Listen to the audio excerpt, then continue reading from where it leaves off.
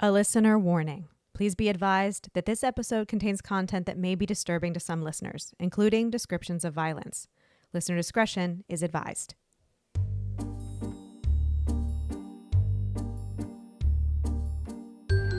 Life upon the wicked stage ain't ever what a girl supposes. I'm Jen.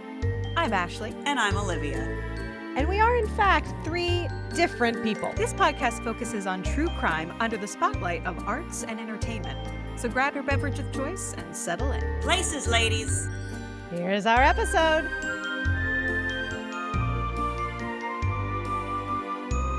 Life upon the wicked stage ain't ever what a girl supposes. I'm Jen. I'm Ashley. And I'm Olivia. And we are, in fact, three different people. This podcast focuses on true crime under the spotlight of arts and entertainment. So grab your beverage of choice and settle in. Places, ladies. Here's our episode. So they are making a live-action He-Man. Have you seen the... Shashir Zamata, who I interviewed for the Kissimmee Experience, is in it. Of course they are. It just looks so fun. Hold on. He-Man the movie. I just saw a trailer. I went to see Project Hail Mary in theaters last weekend, and they played the He-Man trailer. It was really good. I haven't seen it yet. Rich described it as like Interstellar meets E.T., which I felt was good. Oh my God, take okay. Nina.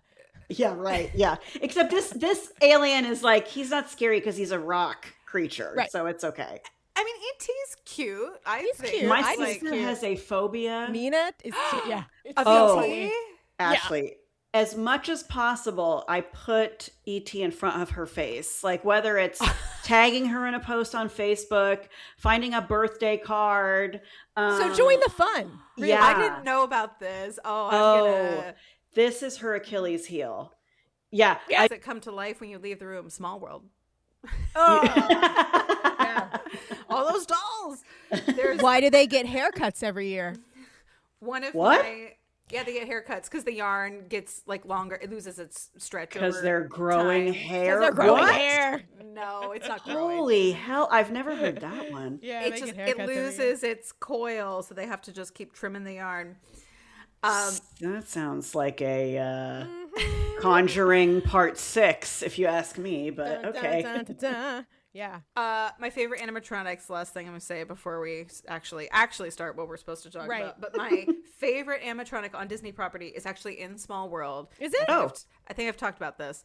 It's in the first room you go in, and you make the turn around like where like Paris is. It's like London in front of you, and then like Paris is on the inside, France. Paris. And it's like little can goes like wee, and then it's like Germany, Austria. There's like the Alps at the end, like right before you go to the next room. So in Small World, there's a lot of people. Yes. There's a lot of people doing a group sing, and there's a lot of people on melody, but there's this one little doll, this one guy who is all the way up on the Alp with pickaxe. That's right. He's the pickaxe guy. He is on his own vocal part doing a yodeling descant. He is an icon and a star, and he's the oh lo dee oh lo dee. Like he's just against the melody. It's so good, and he's just up there with his pickaxe, like living his best life. He's He's the only one, and that whole thing who has his own like solo vocal line. Everyone else has. He's like, the little antisocial support. doll, and he has his own mountain, and he's happy. Yeah, he's so happy over there by himself. With his pickaxe. Yeah, he's living the dream. It. Yeah, I love him. Every time I ride that, I'm always like, there he is. There's my guy. There's my guy. You're like, I see you. I see you. I like. Do I make merch for him? I don't know. Maybe I will. Like it's a whole. And he goes, Ashley. Shows up in my house. It's not He's at the foot of your bed when you wake up. I told you. See, that would be upsetting with the pickaxe. With the pickaxe. It's like Chucky. Yeah. Oh my God. Well, speaking of murder weapons. Oh, yeah. Oh, great segue. Speaking of murder weapons, there we go. There's a segue. All right. I have to kick this off by saying in recent weeks, I have been contacted by telemarketers who are pre-recorded but trying to make themselves to seem like a real human person. Like they're robots, it's AI, but they're trying to make it seem like they're a person. So the new tactic seems to be, I don't know if anyone else has experienced this, but this is my experience. they have increasingly wild and specific names.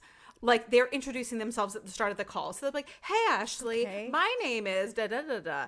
So these names, Floozies, I kid you not, they sound like they're out of an Agatha Christie novel. And I just need to read you, in the last week, I have been contacted by the following people. Wait, have you been writing this down? So yes. I've kept notes. Great. These are, like, quote, real names, putting real in air quotes. But these are the names of the people who have allegedly contacted me this past week about whatever. Bellamy Whitfield. Great name.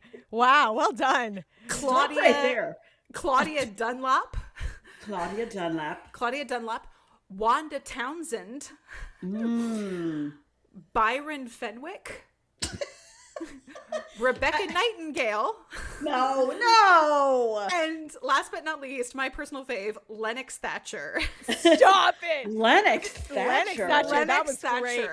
Okay. So, this was like when I was trying to find my smut writing name and I was just putting it through. Yes. I was just going to say that is the lead in like a Danielle Steele novel. Lennox Thatcher walked into the room. Yeah, Jen, if you need any more characters, I'll just refer you to my running note on my phone. Bellamy Whitfield? Bellamy Whitfield. That one's very I'm going to write that one down because, you guys, I'm going to write that story about someday. the Charlie Chaplin, Orson Welles, and Lena Horne all meeting maybe there's during a Bellamy in there. the Red Scare. I think there needs to be a Bellamy Whitman. Maybe that's like the Whitfield. Like, Whitfield. Yes. maybe that's like her name that she uses at the hotel, so nobody knows it's her. Absolutely, yes. Bellamy I love this. Whitfield. I love it. Making a note. I only bring this up because today's subject sounds like she could be named among these people. Oh my God. This is a real human person. So she might have been among these robocallers had she not been struck down in the 1970s, decades before robocalls could be a thing. Struck down. Struck down in the very literal sense. So this individual was the term was not yet coined, but if the term had been around, she probably would have been considered a supermodel by today's standards. Right. She was an inventor. She was an activist. She was definitely a floozy. She was bold and babyless. Yes. She was a woman ahead of her time. Ladies, this is the story of Athalia Ponsell Lindsley. Shut Wait up. I have no idea who this is, but holy crap, that's the best name I've ever heard. We need like a moment of silence. Can you just say it one more time and just everybody just say it one more time. Athalia Ponsell Lindsley. Wow. I'm taking that in. Olivia's clutching her pearls over here. I'm clutching my pearls. Olivia's breathless at this. Yeah. I am. And I think it's the Lindsley because it's not Lindsley, it's Lindsley. Sure is. Wow. Never have I ever met an Athalia. No. Yes, I actually have. Oh, Stop really? it. Do you know Richard Cope? He used to run an opera program in town that taught. Well, his wife's name was Athalia Cope, and when I worked at the Bach Festival, they were singers with the Bach Festival. So. Yeah, Athalia Cope. Yeah, and she looked like an Athalia Cope. This woman, I dare say, also looks like an Athalia because just an icon. I've titled this episode Athalia Ponsell Lindsley, a Florida floozy struck down, because this is also a Florida story. Yay! Was she struck by lightning? Olivia, just you wait. There's so much. So this is actually a really interesting story, and obviously both of you have never heard of this. Right? Nope. I heard about this story years ago on an episode of BuzzFeed Unsolved. Yes. And BuzzFeed Unsolved, like the boys, the Bugara. I've yet to dig into this. I have to dig into this. You're gonna love it. Shout out to Ryan and Shane, just a delight. Love you. But they covered this, and like they do. It was like one of their like video shorts, so it was like a 10-minute, like fairly high level, but still like pretty good in depth. Information on this case is weirdly spotty. The best single resource is this book by a woman named Elizabeth Randall called Murder in St. Augustine. By the time I found out about it, I was not able to actually get a hold of it and read it in a timely fashion. But I did listen to an episode of the quote most notorious podcast in which she unpacks the case at length. Okay. She has outlined it in her book, so I feel like I got it. A lot of additional tidbits that I could not find anywhere else from literally the horse's mouth from Elizabeth Randall herself. So I consider that to be a pretty good source. There are a lot of smaller news articles, like, from the time that you can now find online. A lot of high level info, like broad strokes, but there was, just for as bizarre as this case was, there was not a lot that was readily available on something like Wikipedia. Just giving it a quick Google, it was just very, very little information about this case. Considering how shocking some of the details were, I was like, why isn't anyone talking about this? Why isn't there a docuseries on this? Why hasn't this been made into some sort of feature? However, the more I dug into it, I thought, maybe it's by design. Oh, the lack of coverage. Maybe this is by Was design. she? Is it because is she a woman of color? She is not. She is a blonde white lady. Oh, wow. Because a lot of times the women of color, as we all know, get much less yeah. media attention. So I was thinking perhaps that was not even that old chestnut. No, this is chestnut. This is a white lady who nobody wanted to talk about. Interestingly enough, yeah. So we're gonna dig into Athalia Ponsell Lindsley. We'll maybe call her Athalia for short, but she was born, as any good floozy is. She was born as Maryanne Fetter. Okay. So wait. So Athalia Ponsell Lindsley was not her birth name. Sure, Damn it. wasn't. Got it. I don't know which is better, if it was. I don't either. Yeah. No, Yeah. she was starting off strong. Maryanne. You know what? Fetter. Good for her. Wow. Good for you, girl. Yeah. You're gonna change your name. yeah. Totally. Just Do go it. big or Go for it. Yeah. Go Hamptons. This is at a Hamptons name. Right. From the Old the money. Ponsell Ooh. Lindsley from the Hampton Lindsleys. Well, funny you should say that, Olivia, because she was born in 1917 into a very wealthy American family. This is an old money family Old story. money. And we're gonna as we get into her adult years, there is gonna be a who's who of other wealthy white people are gonna cross paths here. Ooh. Her father, Charles, was older than her mom, Margarita. Her mother, Margarita. Margarita. Yeah, so Charles was he was described as a pharmacist, a pioneer, ? And he owned a bunch of stores on the Isle of Pines, which was then, it's actually this very small island that is part of Cuba. It's the largest island off the coast of Cuba. Oh. And this Never was heard of it. yeah, Me I know. either. It's super obscure. It's very physically close to Cuba, but the ownership of whose island is this at the time when she was born was being contested politically. So Cuba was like, that's definitely ours. And the US was like, that's definitely ours. So she is considered an American, even though she was born on the Isle of Pines, which may or may not be Cuba, depending on who you ask and when. Right. Interesting. Okay. Yeah. Yep, but she's was a U.S. citizen. So that was where she spent her early childhood. So this is think very Caribbean town. Some of the stories that the pieces I read also said her father, again, they're old money. He's got means. He is a businessman. He is a go-getter.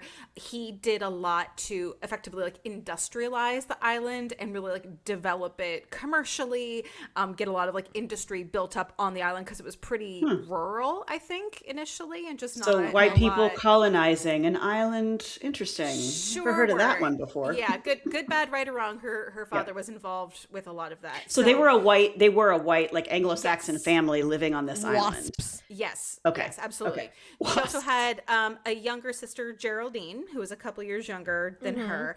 The family's life on the island, it was rather not short-lived, but Athalia's time was short-lived because there was something called the Platt Amendment, which had sort of kept the Isle of Pines ambiguous as a like U.S. controlled island. And then by the mid-1920s, just the locals, for maybe obvious reasons, had sort of developed some pretty strong anti-American sentiment. And they're like, you know what? Maybe we actually want this to be ours and we want this to belong to Cuba. So Charles, her father, was reportedly convicted of sedition, but then pardoned and released because he was very much like, no, this is part of the U.S. and just got a little bit caught up, I think, in some of the political turmoil. So the family at this point, when Athalia was young, relocated to Jacksonville, Florida. Yep. So this is where the Florida, the part sort of kicks off. There we go. So yeah, they lived in a mansion in the Riverside area. So yeah, again, we've got money here.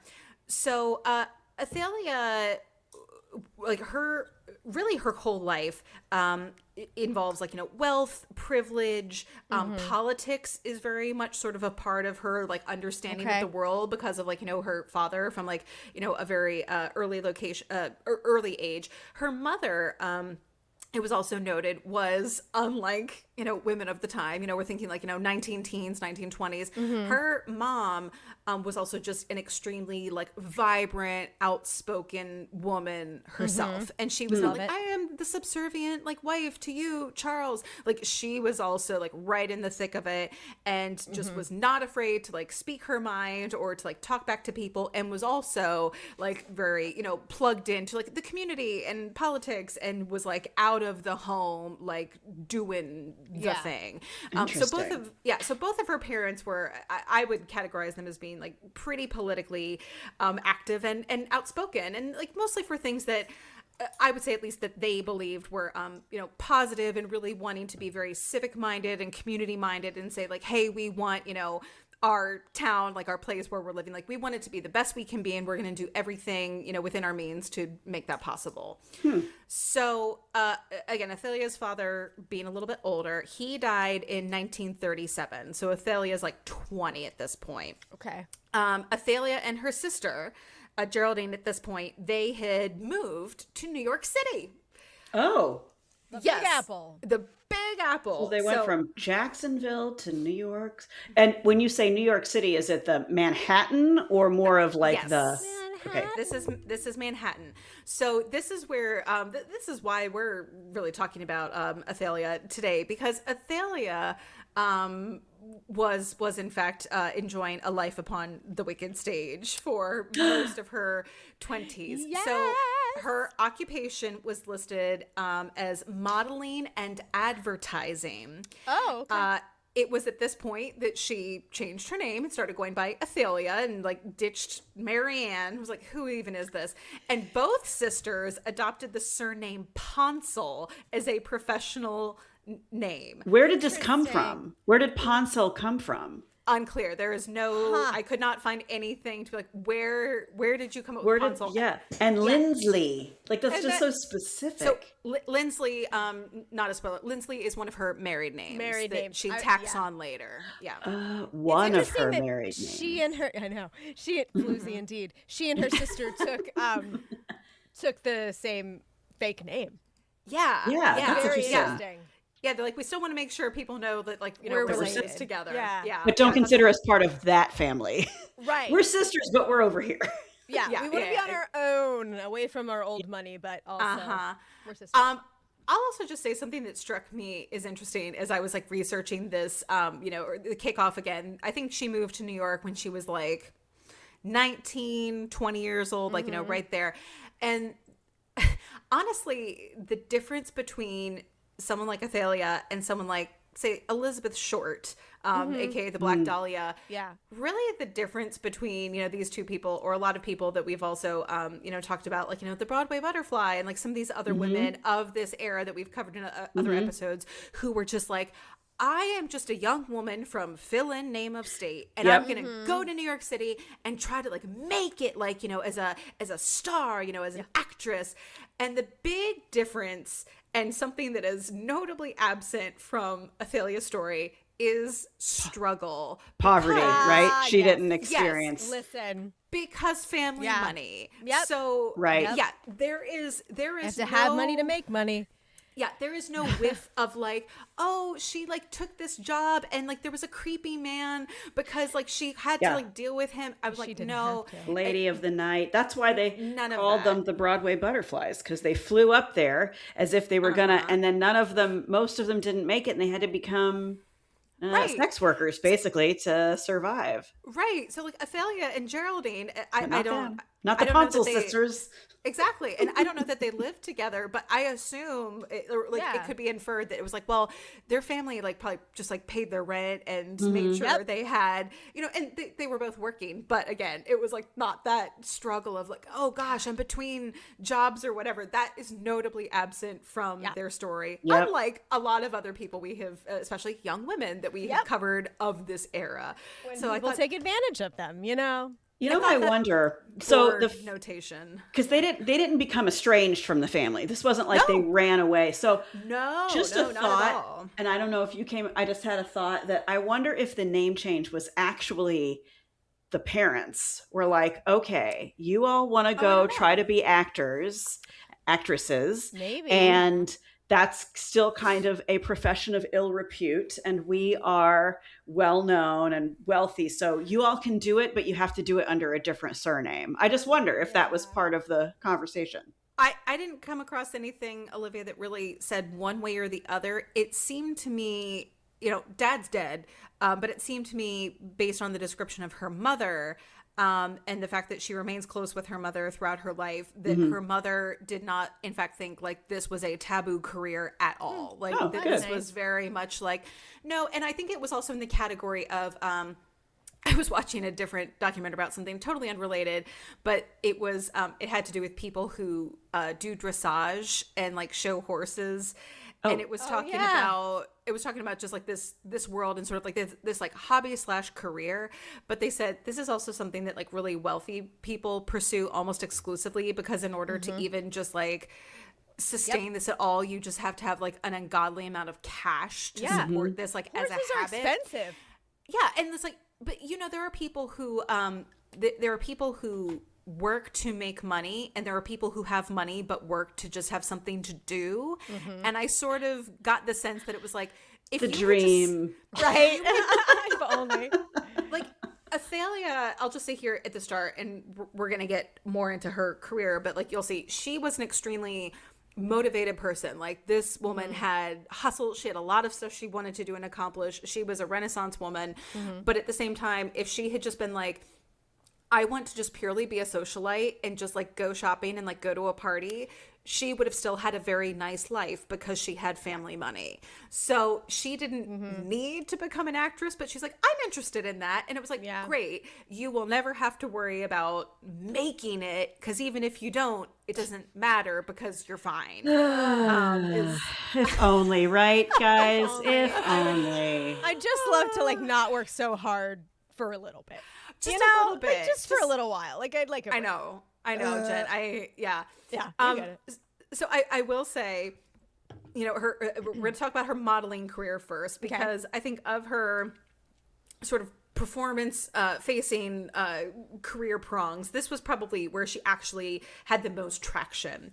So Athalia, I'll share pictures of her. She was objectively beautiful. Like, this is a beautiful woman. The best way to describe her would be, her look was in the movie Gentlemen Prefer Blondes. Yes. Yes. Olivia, you've seen this movie? Oh my God. That was a fair question. That's a fair question. It was also a great reaction. So, well done. So in the movie Gentlemen If Prefer it's a Blondes- musical, I've probably seen it. Okay. Oh, that's true. Okay, that's fair. It's a musical, you bitches. Jane Mansfield, towards the end of the movie, she dresses up in a blonde wig, pretending to be Marilyn Monroe's character, and like goes to court. And it doesn't matter why, but Jane Mansfield in a blonde wig, dressed as Marilyn Monroe. That is what Athalia Ponsell Lindsley looks like to me. Ooh. So Jane Okay. Mansfield face, blonde. That is. By the way, R.I.P. Jane Mansfield, the mother of our queen, Mariska Hargitay. Mariska Hargitay. Who I'm 1 degree of separation away from. What? Just very excited. You didn't get that text the other day? What? Somebody that I worked with on a movie is in Law and Order SVU. So I'm officially 1 degree of separation from When our queen. did you text this? I totally missed this. Like 2 days ago, because I found out maybe it was late. Oh, that's when my world at Rollins all hell broke loose, so okay. I wasn't able to. Yeah. Probably wasn't focusing on anything else. I'm so sorry. I misspoke. okay. I said the wrong person. Oh no! Oh, It's not I'll Jane cut it out. Mansfield. It's Rosalind. Cut it out. It's Jane Russell. Russell. oh, Wrong Jane. I don't know why Yeah. my thing corrected. That's okay. Yeah. So I'll redo that. So the best way to describe her look is when Jane Russell in Gentlemen Prefer Blondes, she dresses up in a blonde wig as Marilyn Monroe's character at the end of the movie. So Jane Russell face, but blonde. That is what blonde. Athalia Got looks it. like. That is her vibe. I think also that sort of like kind of like no nonsense like expression that like Jane Russell always had, like a little bit of like a sultry, like a kind of a smirk and like an eyebrow. Like she kind of had that like don't mess with me. Mess with me / lady killer / I love her. A strong woman, Very dare we strong. say? I think so. I think so. Yeah, but very like Jane Russell coded in her features. So Athalia was what was called a Powers model, meaning she was associated with John Robert Powers Agency, which at that heard time, of that. yeah, this was one of the most important modeling institutions of the early to mid 20th century in this country. So it was founded in 1923 by this dude, John Robert Powers. And it became associated with like the professionalization, shall we say, of modeling and also with like personality / image training. So I think before this, I didn't do a deep dive on the modeling industry, but maybe like, you know, someone say like Evelyn Nesbit, where it's like, you know, the turn of the century, it's like, come in and pose on this polar bear rug. And it was just very like decentralized. It was just kind of like fast and loose. And it was like, you're a model. What even does that mean? And it could be sometimes legit, you know, you could be like in an ad for something, but also it could be just nefarious. So this was where we're like, no, we're going to professionalize this. This is actually going to be an agency like for truly professional purposes, like for advertising, because, you know, photography was like, you know, becoming a thing, but also if you often would just like model, but you would pose and they would draw you and do like a hyper realistic, like, you know, painting of you. Right. But it was still like you were modeling for that as if you were for a photograph. So they would use your likeness. So this was not casual. This was hyper curated, and it was also the Powers Agency, specifically the women were considered poised, elegant, well-spoken, socially polished, and commercially useful. They were often adjacent to Hollywood and Broadway as well. So there was a lot of crossover into like theater or film, and like high society. So these were people who were like, you, even if they didn't have money like Athalia, but they wanted to essentially know how to behave. They wanted them to be able to like rub shoulders with the rich and famous, and to essentially make a good impression wherever they went on behalf of whatever brand they were representing in their official like model capacity. So this was beyond just like, you're pretty, we're gonna send you on a thing. This was like, we're gonna train you to like be a certain way. So Athalia appeared in numerous ads.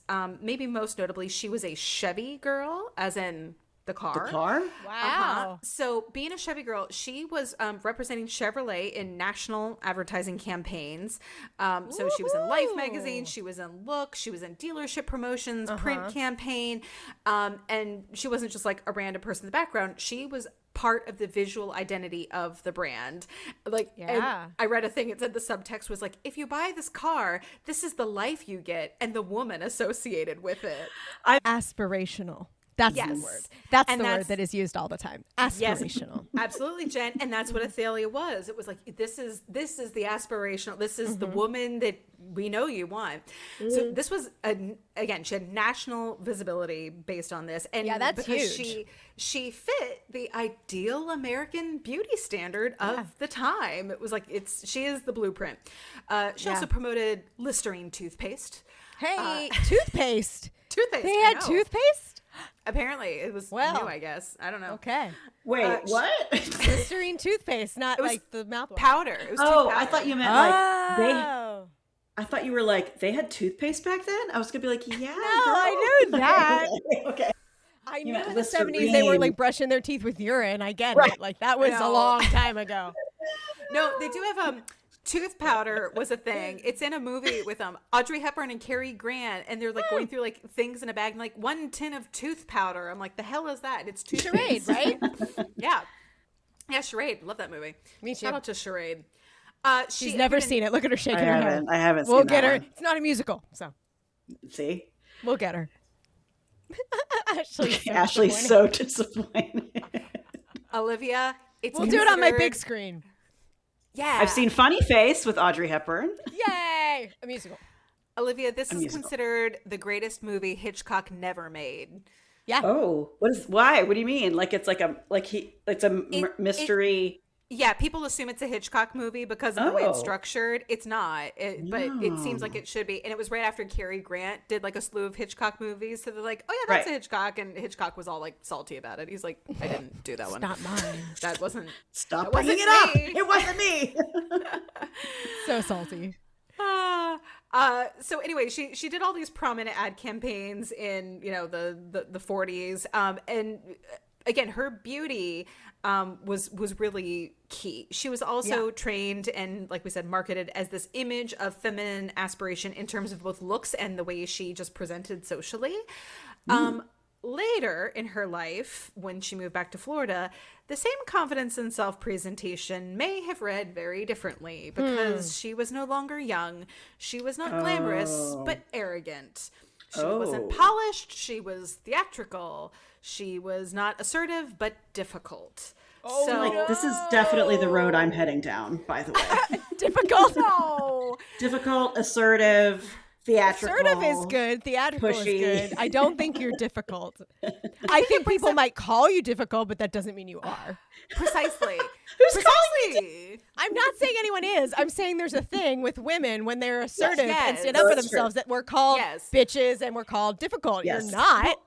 And this raises another thing that absolutely, Jen, and I think another like wrinkle to this is also the fact that like this is also a story about a woman of a certain age by the time we get into like the facts of the crime, because it's like I think there was a level of, especially unfortunately, it's like, I'm sorry, like men, but when you are young and hot and you say something versus like when you're middle-aged and you say something, and the way that is received is very different, because it's like, oh, wait a minute, like, is it because you were like distracted by like my boobs or like, my face, or it's like, oh, just not a thought in her pretty little head, but then all of a sudden, like, you just like start like speaking up and you're not like an ornament anymore, you're just like a woman in the way, and it's You're like, just a woman, it's like, well, now you're difficult. And it was like, I said this before and no one seemed mad. Like, what's up with this? Like the pretty privilege versus just like the invisibility of women as they age. And then again, being seen as like bitchy or like a,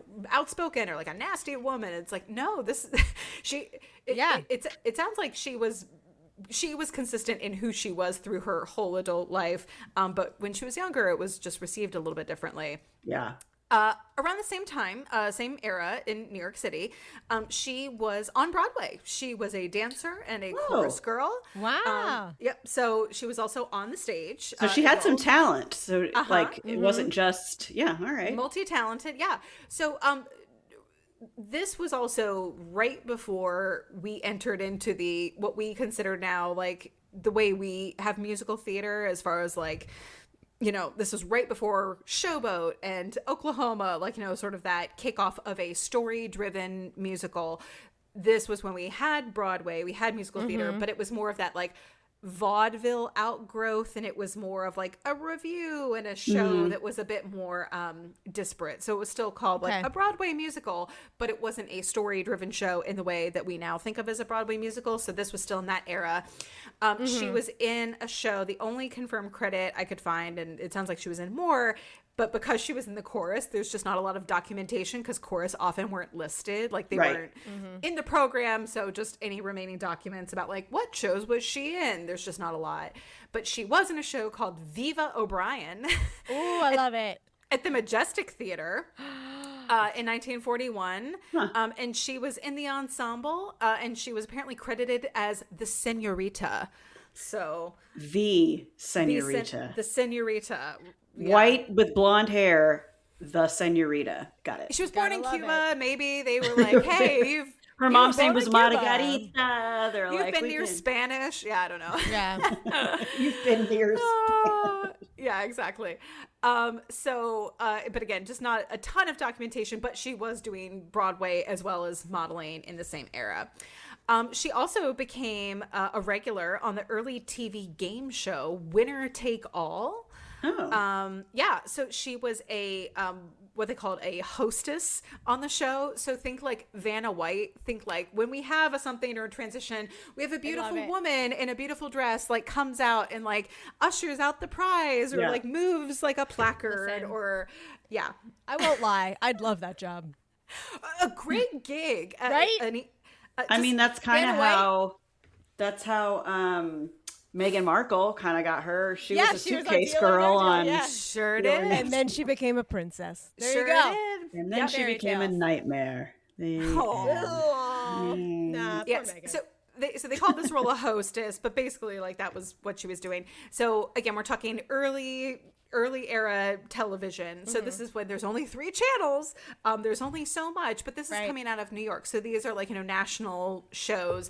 So between this and her modeling work and all these like national level ad campaigns, she is someone who, becoming a TV personality wasn't even really a thing yet. Like this was just so new, but at the same time her face, her likeness, she was getting national level attention. So even if people didn't know her name and she didn't have she wasn't the host, she didn't have a big speaking part, but it's like, it's that woman again. Like there she is. I saw her in Life magazine, and then I saw her in a Chevy ad, and now she's here on this game show Winner Take All. It's so she was getting around. She was never in a movie, but I would say that was kind of the only category of performing things of this time she really didn't do. Yeah. So she was public facing, but was never really famous on the level of being like a star in her own right. At the same time, she did have the resume to have recognition in certain circles. So it was within the industry, she was absolutely known. She just never rose to the level of being a household name as an actress. Again, had supermodels been a thing in that era, I think maybe she would have in fact risen to that level, but that structure just simply did not exist at that time. That wasn't what we did. So at the same time, again, we got to remember Athalia is from an old money family. So she's obviously gorgeous and she has this high profile career. But at the same time, in addition to whatever training she received from the Powers Agency, she already sort of knew how to behave in wealthy social circles. Yeah. So her personal life was extremely wrapped up in with the elite, shall we say. So strap in. Her love life was actually frequently mentioned in gossip columns because she, I said, just an iconic floozy, but she was a woman about town. She was linked with many prominent men, but probably most notably, she dated and was at one time rumored to be engaged to, wait for it, Joseph P. Kennedy. A Kennedy? What? The older brother and initial of JFK and the initial heir apparent of the family dynasty. Oh. JFK's older brother. JFK's older brother. Yes. Wow. Yes.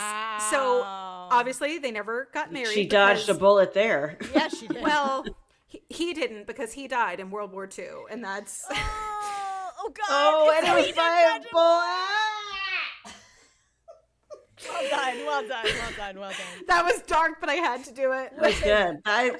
Yeah. You set me up. I did. I set you up perfectly. I appreciate it. I'm sorry. Yeah. That was good. Yep. So after Kennedy's death, she dated many other prominent men about town whose names were frequently in the papers. Walter Winchell reported on her in 1942 that allegedly there was a planned wedding between a Lieutenant F. Baylor and her, and I guess like there had been some rumored wedding, and he reported that like the wedding was, quote, off for good because they'd apparently broken up. Dorothy Killigan linked her in 1945 to Ken McSarron, who was the stage manager of the Sea Island Club, big club in New York City. So her public identity, it was this combination of modeling, performing arts, being a socialite, if you will, like being linked to all these prominent and handsome and moneyed men about town. But again, just this was all depending on the circle that you were running in, because this never achieved a level of like national, like household name status. Like if you were reading gossip columns at that time, or you were running in these social circles, you absolutely knew who she was. But if you're a person living in Florida, you probably aren't following any of this, and you don't know her other than maybe you might have seen one of her ads, but you wouldn't necessarily remember her name. Well, it's interesting kind of juxtaposition, if you will, because I'm thinking about all of the previous women at that time that we've covered that are trying to make it as an actor in New York.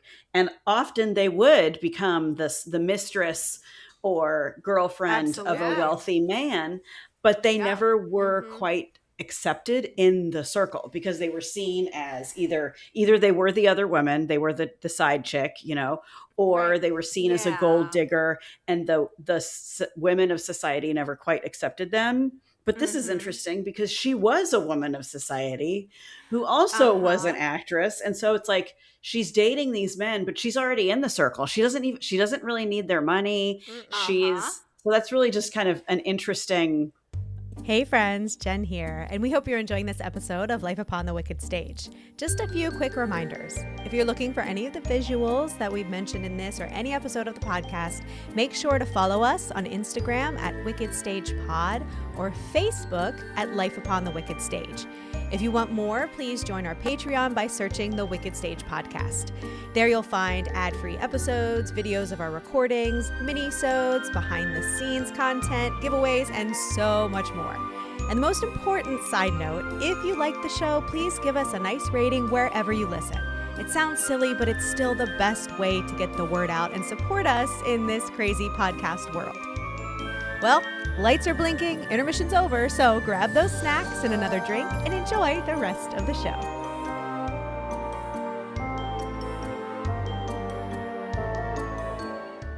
Absolutely, Olivia, and you make a great point, which kind of sets up my next little segue, because I think she did have a unique life and some unique relationships exactly because of that, because it's like, well, you're not the traditional wife of the time. Like, you are not, you know, even for like a high society circle, you do not have maybe the typical pedigree that a Kennedy would be dating to be like, you will be my wife because I have presidential aspirations and you could be the first lady of the country, because like you're a model.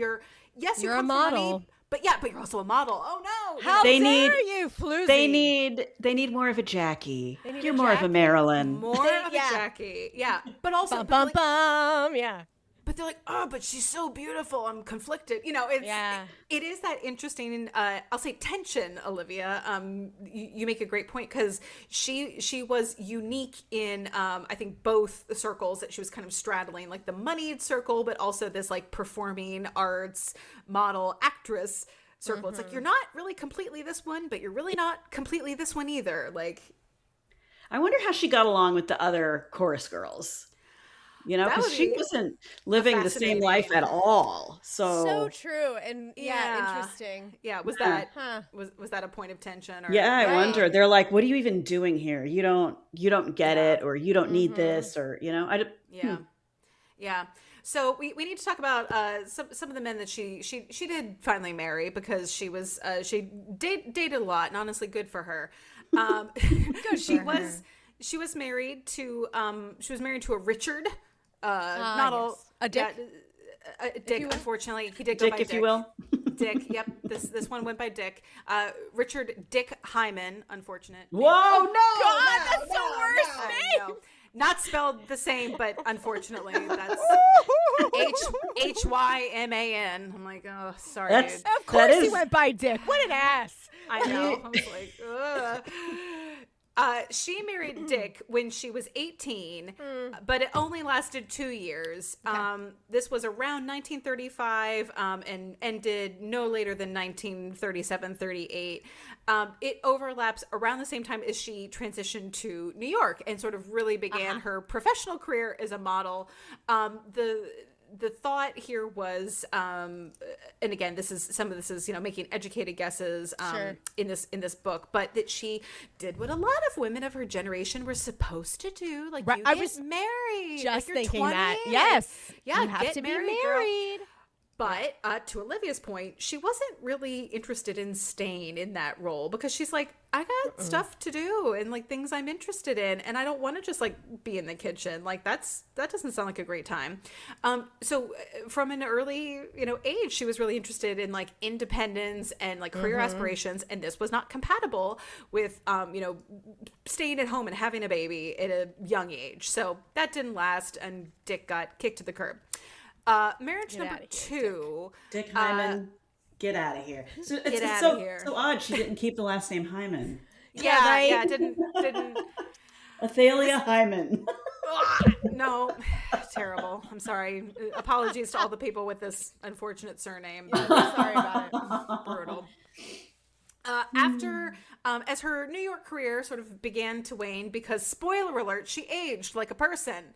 What? Oh my God! Always so disappointing when that happens. Because I know, you know it's gonna happen. No, I mean they're supposed to stay young and pretty forever. Forever and ever. What do you mean? You're like a human being who might not have a perfectly flat forehead anymore. Like, ew, get out of here with that. Ew. Ew, get out of here with the wrinkles. As her career started to wane, she returned to the Jacksonville, Florida, and she married Charles H. Bloom. This is like late 40s. Again, records aren't great on exactly which year, but he was an insurance and real estate agent. He already had some sons, so she had stepsons through this marriage, but just she herself never had any children, bold and babyless. But she and Charles divorced in 1962. So they were married for 15 years-ish. This was her longest marriage, and this was sort of her most conventional, we'll say, like adult relationship, because she was mostly at this point like her performing modeling career had wrapped up, but this was when she kicked off some of her other I'll say like second and third and fourth careers. It was shaped during this era because again she's like, well, I'm not dead yet, I'm not just gonna sit in the house, like I also still have things I'm interested in. I'm not dead yet. I'm feeling better. Yeah. So she divorces Charles in 1962. So she's moved back to Jacksonville, Florida, and in New York, she had been like young and hot and a woman about town and desirable and socially visible. And she goes back to Florida and people are like, who are you again? Oh, like, yeah. You're a woman of a certain age. And she was like, no, I was a model. And they're like, that's great, sweetheart. Like, that's nice. Yes, sure, Jan. Yes. And she was like, but I was young once. And I was young once. I just have to say, for the record, in like, this is not a personal attack on any of us, she was like our age at this point. God damn it. Yep. This is not like a senior citizen. Like, she's like our age. No, but I feel it. I get it. At this point in the story, tell you what. Like, what do you mean? What do you mean? What do you mean? What do you mean? I'm just getting started. How dare like this old? No, in the 60s, like this old bag. Like, what are you talking about? Don't worry, they think that in 2026 too. Yeah, like late 40s to early 60s. So she at this point she gets into real estate herself. She learns from Charles, and she's like, Charles, tell me about this real estate you speak of. So she also becomes a realtor and gets into real estate.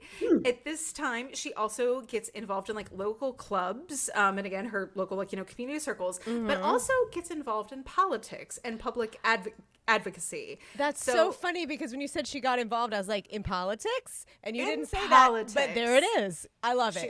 Yeah, so she's like, all right, if you're not going to photograph me anymore, that's fine, but I still have, thoughts and things to say, and I still, I know how to, like, do an event, and I know how to, like, be in a room, and I'm not afraid to speak up. So, right. Yeah, she had some thoughts and feelings and was going to make them known. So this is when that part of her life was really shaped. So, like, she gets a second wind. Around the same time, again, father's been dead for a couple decades. Her sister sort of falls out of the narrative, unclear exactly what her sister was doing or where or when. So we're not really going to mention Geraldine much. But her mother's health failed. Her mother was still living in Jacksonville. So Athalia became mostly her caregiver. Athalia was really the one, I think, she had nurses and people like coming in to help. But Athalia was essentially the one who was overseeing her care. And she was married at this time to Charles. Until 62, in which then she divorced Charles in 62, and she was still caring for her mother. And still care. Okay. Fun facts about Jacksonville. Oh, great. I love it. It is the largest city in the country. Land mass. Yes, land mass. I knew it was wise. big. Wow. Yeah. I did. Yeah. I knew that too, Olivia. It's a little. It's kind of. Fun Jacksonville tidbit. And another one. Wow. At one point, it was considered to become the capital of Florida. Yes, they made a run for that. Did not. But they succeed, didn't. They failed. Sadly. Did not succeed. Got tally. Yeah. I found where I was. Okay. She also took some college courses during this time. She did not complete a degree, but the fact that she did that at all as like a woman in her 40s and 50s, she's like, I'm gonna go to college. I love that. So she belonged to or took up family-linked memberships to, like we said, a lot of community organizations, but things that were also very elite social organizations. She was part of the League of American Penwomen, the Daughters of the American Revolution. Oh, the DAR. Ah, yes, the DAR. The DAR, Gilmore Girls. That's right. Descendants of the Knight of the Garter. Oh my God, like the Knights of yes. England. Like yes. Prince William. Yes, descendants of Cool. the Knight of the Garter. I love it. Magna Carta Dames, which it sounds like it should be a band. But I don't know what that is, but I like it. I don't know. The Magna Carta Dames. I was like, say more. And Americans of royal descent. So I'm like, wait, from who was she descended royally? I couldn't find anything about that, but she was related to somebody. Wait, can you just join them? Because I'm going to join it. Maybe. Can I just join? Yeah. I'm rooting for royal descent. Sure. Mm-hmm. Precisely. So she's hustling. She's got a full social calendar. Also, I have to mention, and I don't know exactly where it happened in here, but I just want to shout it out before I forget. She also invented some sort of kitchen utensil. This is where she's an inventor. She invented a kitchen utensil, and it's something to do with like preparing potatoes, to the point where she received an official patent from the U.S. Patent Office, and it's still on file. Like, this is a thing. Was it the masher? Because I love a masher. I don't think it's something that got made, but it was something that they said, yes, you are deserving of a patent. Like, you have been awarded this patent for this invention. I love it. This is like a Renaissance woman. She's like, I've had this whole career, and now I'm going to take college classes. I'm going to be involved. I'm going to get into politics and real estate, and I'm going to invent a potato device and get a patent. Like, what? Who are you? Like, I love it. But it just goes to show it's because she had the money. She did. Never she sure didn't. did. Like Helpful. you said, she didn't have Helpful. didn't have to struggle. Didn't experience poverty. Yes. So she definitely had a big old boost right there. She did. Right out of the gate. Yeah. Yeah. But good for her for still being good for her. There's not as much threat either when you can be outspoken and more independent if you have the financial backing to do so. Yeah, because the consequences. The consequences are a little bit a little more less digestible. Right. Yeah. Well, unfortunately, not in Athalia's story, as we're I mean, this is a true crime podcast, so something's gonna happen. Right, we can't get too excited about like how great she is. Something's gonna happen. Yeah, I was like, if we're having like too nice of a time, get ready because this is we're about to take a hard left turn. Yeah. So around this time, so we're now into the mid '60s. Athalia moves from Jacksonville to St. Augustine, Florida. Ah. She bought a beautiful house. It's still there. You can still see it. At 124 Marine Street. Very beautiful. In a desirable historic waterfront area. This house is sometimes described as a mansion. I don't know that I would classify it as a mansion, but it's a very large house. Like it's a nice house. Gotcha. So around the same time, she finally marries her third husband. This is where we get Lindsley. Enter Lindsley. His name was James, nickname Jinx Lindsley. Jinx. Yeah. He was the former mayor of St. Augustine and a real estate investor himself. So also involved in the real estate. Yeah. The Jinx, it sounds like... The Jinx was a nickname bestowed on him. I don't know when exactly this started, but he did go by Jinx a lot, I think. And he, cute. It sounds like he was like kind of a lovable guy, because again, he was the former mayor of St. Augustine, so obviously a public figure.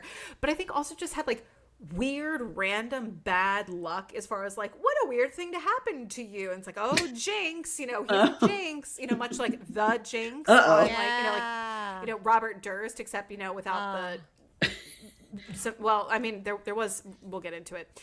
I know. So she marries this guy, James Jinx Lindsley.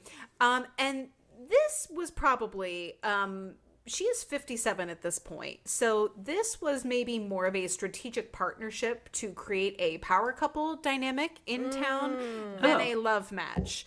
Because she married him pretty quickly after like meeting him. And it was one of those like, we're both trying to move in the real estate circle. His family was also from money, but his family was like owed money in that area. Okay. So his family had been in St. Augustine for generations. And St. Augustine, we're going to get into it here in a minute, but this alliance, I think she was seeking this alliance with someone like him because it was giving her clout in what was a very old cliquish community, and she was an outsider. Right. So it's like Jacksonville and St. Augustine are not that far apart geographically. Not geographically. Like, yeah, it's like, but I think from a like lifestyle standpoint, they are very different. Very. I think so. Yeah. Yep. So interestingly, but they're still both in Duval County. So. So, of note, James and Athalia, they get married. Okay, great. They did not live together full time. Okay. They each had their own house. So she had this house she had bought at 124 I feel like I get Marine that. Street. Olivia just sighed. Like it. That was. Sometimes I love you. you need a space. Sometimes A little space. you need a day. You need a day to yourself. Just a day. Yeah, she was also at this point, she was still, she moved her mother with her to St. Augustine. This was towards the end of her mother's life, and she was still, overseeing care for her mother, but her mother was in her house with her. But Athalia marries Jinx, and she keeps the house she already has at 124 Marine Street. Allegedly, she was trying to sell it maybe, or was trying to sell it like right after her mother died, because her mother does die during this time. But they did not live together, and they both were sort of like, we'll spend like time together and we'll hang out and we'll do stuff, but then we're going to go back to our respective houses. Cause like, we don't want to leave them empty. And there may have been some push pull about like, well, whose house are we going to move into? Because Jinx also had, I think from what I counted, at least 3 different properties that he owned in the area, like homes. And one of them was on this like island that was like actually like, right off St. Augustine that was like very like exclusive and like money. So there were choices as far as like where are we going to live, but they were not living together, which is going to be key to the story. Okay. As we've already established, even in this marriage, Athalia remained very independent. She had her own life. She had her own routine. She had her own stuff she was into. So, she's newly married, but is living alone in this house and is still, going around a lot on her own. Like, again, they're doing stuff together, but she is also spending quite a bit of time just by herself. We need to talk about St. Augustine in the 1970s. Okay. I want to know about St. Augustine in the 1970s. Yeah. We need to know, because this is kind of key to how this case is going to shake out. St. Augustine in 1974 was not simply a quaint historic town. It was extremely status conscious. It was relationship driven, and it was where reputation was everything. Okay. It was, you know, around the same time, like we're also in, you know, Watergate era, and there's like the energy, you know, crisis.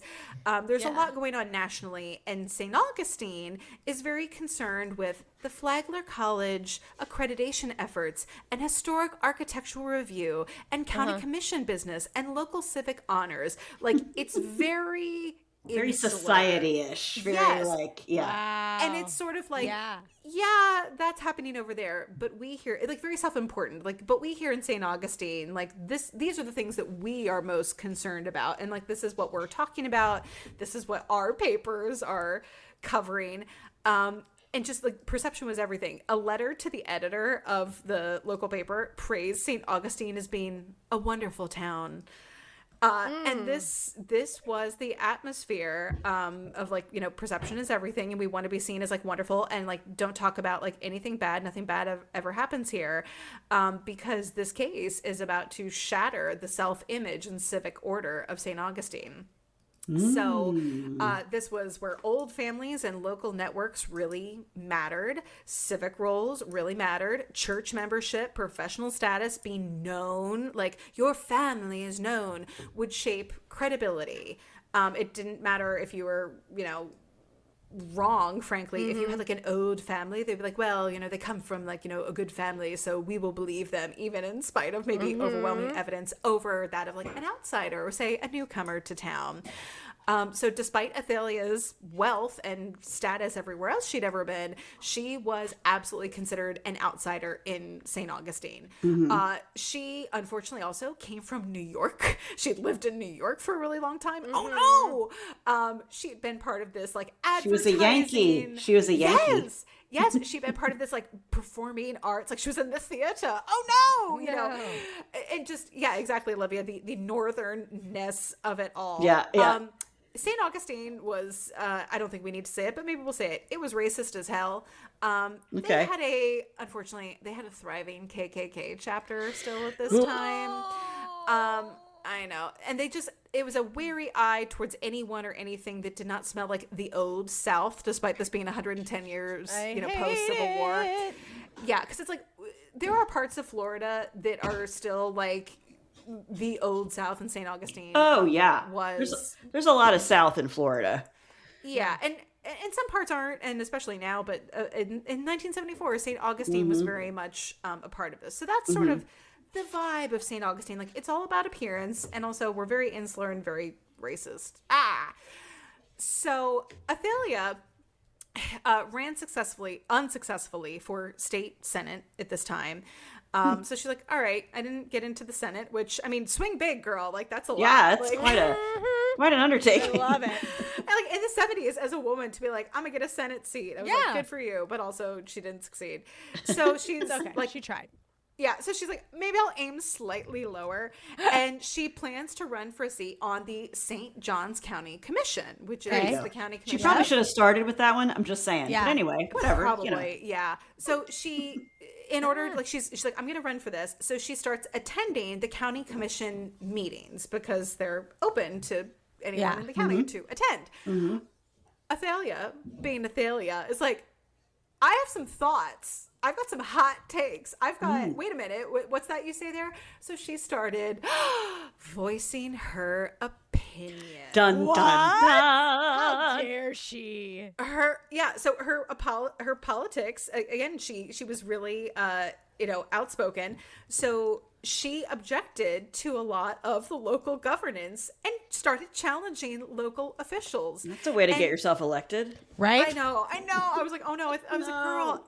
And part of me was like, I don't know, like part of me is like, maybe read the room. But then it seems like the more I dug, it said she really only targeted people who truly were wrong. Because they said like she was not being like combative, or it wasn't like, oh, I'm going to try to like embarrass you or make you look bad, or like I have an agenda. It was like, hey, I see this problem and I'm going to call it out, and I'm not just going to like sweep it under the rug like you all seem to be doing. Yeah. Like, hey, what's that you're doing over there? Like, this seems like a problem. And she targeted people who she also believed were corrupt or unqualified for their jobs.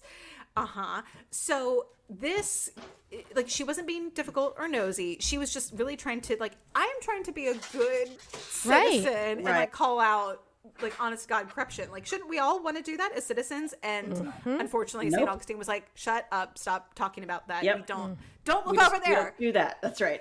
Pay no attention to the man behind the curtain. Don't look. Yeah. Yeah. So unfortunately, she made enemies and may have actually placed herself in danger by doing this, because her call-outs of one official in particular erupted into a personal feud. Oh, God. So her central feud was with a neighbor whose name, next door neighbor, his name was Alan Griffin Stanford Jr. Okay. He lived next door. And he was on this county commission. So he was one of these officials. And he was the county engineer, meaning anything that was like, I'm going to botch this because I'm not an engineer, but basically, like, there was an example where they were like, hey, we have a road that needs to be fixed. Sure. So as the county engineer, we need you to sign off on exactly like what should be done on this like project work description to like fix this road. And so he was the one who like signed off or I think also like bid like the contract for like fixing the road and like what should be done and how much it costs and all of this. Okay. Unfortunately, he was, she challenged his credentials because his role required that he have a certificate in civil engineering. He was not a civil engineer. Oh. He was a marine engineer. Oh. Which is so a he was very an engineer. different thing. But he was a type of engineering. engineering. Yeah. Yeah, Right. but it's sort of like saying you're a dancer and you're like, well, I'm a ballet dancer, and it's like, yeah, but we need a tap dancer. Like, Right. those are different. Like, And they're you've both never taken tap in your life. right, and it's like they're both dancers, but those are very different types of dance. Or like putting ballet it and in- modern. Yeah. Putting it in terms I could understand. Yeah. Yeah, I see that fifth position, but we're going to need you to stand parallel because this is modern. It's not the same. Yeah, exactly. So he had flunked. He tried like after the fact to take the required exam for civil engineering, and he flunked it. Like this was on record that he had failed this and was like in the process of trying to take it again, but was just like, well, no, like I'll just keep doing this job that I'm not qualified for. And I cited the road example because apparently there was some like major roadway repair project, and Of course it is. It's Florida. right? And he spent like some small fortune with like, I don't know if he like didn't know like the right type of like people to contract because he didn't know what really needed to be done, but he like paved the road with like asphalt that was only 1 inch thick, which is like a major no-no. So they spent all this money like, and they're like, that's not how asphalt works. Like you need way more asphalt than like 1 Maybe inch that's of how asphalt. marine asphalt works, but that's Yeah. not how Yeah, so like there was civil all asphalt these. works. Yeah, so there are all these examples of things where it's just like, Is there such thing as marine asphalt? I don't think. Is there? No, I'm making shit up. some engineer I listening don't to know our podcast any is like, I don't know I know engineering nothing. terms. That's what I know Look, nothing about I know either nothing marine about nor that. civil engineering. I will ask Will when he comes Right. here later. I'll be like, as a former engineering major, is Well, there and I don't- is there marine asphalt? is there? Tell me. Tell me everything. I need to know. So Stanford is like manifestly does not know what he's doing, and there's and you know Athalia is not an engineer, but she's like, I also know enough to know that like now I'm seeing this track record of all these botch projects that you've overseen, and oh look, you don't actually have credentials for this job. So she's saying to the county commission like, I don't think this guy is qualified, and we're wasting all this money. Like we're paying him a salary. Like we either need someone else or he needs to like step it up. Yeah. So now remember, they're next door neighbors. Right, good for her. And she's not saying anything mean or bad. She's just merely- saying you're not qualified. But you're a woman telling let's- a man right, he's but not let's qualified. be this whole like you know mediocre white man. But like the fact that someone that is unqualified can be it makes me so angry. I know. being I so know. qualified to do things and like you still can't know. get work. Like it's Yes, mm. yes, Jen, end. yes, and. Yes, No, and. And that's exactly what this was. But it was like, but they're like, oh, but he's like, from like a good family. It's like, So that's what? charming. That doesn't mean he knows what he's doing. Like, Right. that doesn't mean anything. Like, A good family does not a good civil engineer make. Or a good Precisely. person make. Come on. Like, Well, Jen, it's funny you should say that. Did I just segue for you? You sure did, Jen. Thank you. Thank you for the segue. So she's like outing him in these meetings. Now, remember, this man, Stanford, lives next door to her. So he, in turn, starts complaining and filing like reports against Athalia for like noise. And Oh my because God. she had, How fucking petty. she had 7 rescue dogs. And he claimed, Yay, Athalia! yeah, she did. She had 7 rescue dogs, and he claimed that they were barking incessantly and disturbing the peace, and kept being like, it's too much noise, it's disturbing the neighborhood, you're ruining the neighborhood. Now, this is a nice neighborhood, it's a money neighborhood. This Marine Street, it was like a major public road. Like, there's a lot of traffic, there's a lot of trucks. The hospital is down the block. So there are like Princeton ambulances. Street. Yes. Yeah. There's like ambulances like going by with a siren. So like, a few dogs barking. You're not gonna hear 'em. sometimes. Like, no. And also it's like, okay, so the dog barked because the ambulance went by. Like, whatever. Like, who cares? Like, it's fine probably. But he's like, no, I'm going to hit back and this is all I've got. So they start this feud where he is like constantly like filing like complaints about her dogs and the noise. And she is not even attacking him, but just pointing out like factual things that have gone wrong on his watch. But she's a woman, so. Yeah, precisely. And so they have this blood feud literally next door to each other and in these meetings. So this escalates to October of 1973 during a county meeting when she says on record at the county meeting that Stanford, at this point, I assumed like, at their houses, but Stanford had threatened her life. These neighbor feuds can get wild. They can get wildly out of hand. Yeah. Because you can't get away from it. It's like if you're Right. feuding with your neighbor, you probably never have peace in your home because you're aware they're just sitting over there doing their thing and it just bothers you. That's how Nina feels about you because she just knows Probably. ET is going to show up. It's true. Any minute. It could happen any minute. So he had apparently said, and this was all related to her criticism of his, lack of ability to just do the basics of his job. Do a job. And I guess he like got in her face and he said, I'm going to fix you. Like to her face, threatened her. So she went on record during the meeting and said that she said something like, well, we may be talking about like, these policy matters, but like policy aside, this man has now threatened my life. Like, this Was he there when she brought this up?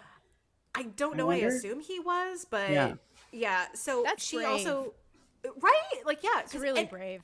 And they said like she told a lot of people about these threats. Like she told her husband, Jinx. She told her sister. Like she told people she was close to. This and is they one were of those all, like, if anything happens to me, it's that guy. Yeah. Exactly. And they all said, well, maybe stop. Like maybe back off. And she was like, no, I'm not going to back off because I'm not wrong. I haven't done anything wrong. Like I'm in the right. I am, allowed to go to these meetings and to speak up. And I'm not being malicious. I am simply just being an assertive woman. Like I haven't done anything wrong. Right. So they were like, girl, you in danger. And she's like, I'm gonna do it anyway. So again, she is trying to be, civic minded, but she's a woman like doing this and she's independent and not from there. And her reputation became a big part of this case in a way that it absolutely shouldn't have. But she was described at the time of this in all the newspapers and all the fallout as being a difficult woman or being like a busybody. Or the Orlando Sentinel said her detractors would describe her as, quote, winning no popularity contest. Chevy would disagree. Right, exactly. So we are now at the date of the incident. Oh, God. So in October of 73, you know, this feud is escalating, and she's saying, hey, this guy Stanford has threatened my life. This is an ongoing like blood feud. So we are now in January 23rd of 1974. We are at Athalia's home at 124 Marine Street. So she had gotten together with Jinx that day, sorry. her husband. What? She lives on Marine Street, and so does this marine engineer. Did he do that on purpose? Yeah. I don't He know. did, Just, right? Like, he's like, catch. but I can Maybe. do this. maybe, yeah. Sorry. He's like, but I can do this, though. I So, could do it's this. fine. Yeah, I could be here on the Marine Street. Yeah. So Dick Hyman's like, I got you so beat, buddy. It's not even funny. Don't even try. So she had been out with Jinx that day, and they had actually, you know, he'd picked her up, and they had driven to Jacksonville, interestingly, and like done some shopping, because I guess there were stores and things there that they wanted to shop at, and St. Augustine didn't have some of those things. They'd gone shopping, and for whatever reason, they were not going back to the same place that night. And I think Athalia was like, oh, hey, as they're driving back to St. Augustine from Jacksonville, Athalia was like, I really need to use the bathroom. Like, I need to go quickly. So I think based on their route, he was like, well, I'll just like drop you off at your house. That's going to be the closest thing. Cause they were planning to have dinner together later. And I think they were going to have dinner, I assume, at his house or one of his houses, because he's like, well, I'll drop you off and I'll One come of my houses. or something. Yeah. But they were having dinner later, and he was like, well, I'll drop you off. I've still got to go, like, you know, continue or like do something else, but then like, I'll come back. Like, I'll be back later. So you have to pee, basically. I'm going to drop you off quickly. Yeah. So she gets home. This is early evening. It's like 5:36 p.m. An important note I found in one of the things I read, it was still light, even though it was January. It was light at this time because St. Augustine had not observed daylight savings time and changed the clocks for daylight savings. So they were So like, a no, city no. can do something different than the state Apparently. with They were daylight? like, That's interesting. I guess it was important to know it's like 5:36 p.m., but it's broad daylight, because they were like, we're not doing that. Like, they didn't do daylight savings. Yeah, we don't Like, like that. No. We don't like that idea. We're rich. Let's not do it. 6 p.m. broad daylight. So Jinx drops Athalia off. She gets her keys. She has like shopping bags. She goes into the back door of her house. And she had to pee so bad, and we've all sort of done this, where it's like, you know, you're like racing to like unlock the door as quickly as possible. You're just like, you're just like, I gotta get to the bathroom. And you just sort of like throw stuff down like in your wake. She did this. So it was like she threw her purse on the counter, which people said like she did not do that. She never put the purse on the counter. And she put the shopping bags like on the floor of the kitchen. It was just like, I gotta go. To pee. Yes. And she did not take her keys out of the door. Her keys were still in the door. So it was like she was in such a hurry. Like her keys were just like in the door. So she does what she needs to do, and she's like, at last. And then this is What a relief it is. This is an assumption, but based on the way this went down, they think she then heard someone ring her front doorbell. And was like, Okay. is there someone at the front door? Like, that's weird. And she went and looked out the front door, but she didn't see anybody. So she let herself in the back door, but now she's looking out the front door. And her it's like, keys are still in the back door. Keys are still in the back door. She threw all her stuff down Right. and was just like running to pee, and now someone's ringing the doorbell. So she's like, who the hell is this? So she looks out the front door, doesn't see anybody. She's been gone all day. This is a Wednesday. So she's like, well, you know what? I'm already here. Let me go check the mail. So, and this is so sad, but so important. She, in addition to the 7 rescue dogs, she also had a pet blue jay, a bird. Aww. It had, and the BuzzFeed did not dive into this, because at first I was like, say more about a pet blue jay. Like, that's a very weird. It's an odd pet. Yeah, that's weird. And they said she was gonna walk the bird. I'm like, birds fly. Like, what do you mean you're walking the bird? She was gonna walk. Maybe it was injured. Maybe that's It why was she had it. injured.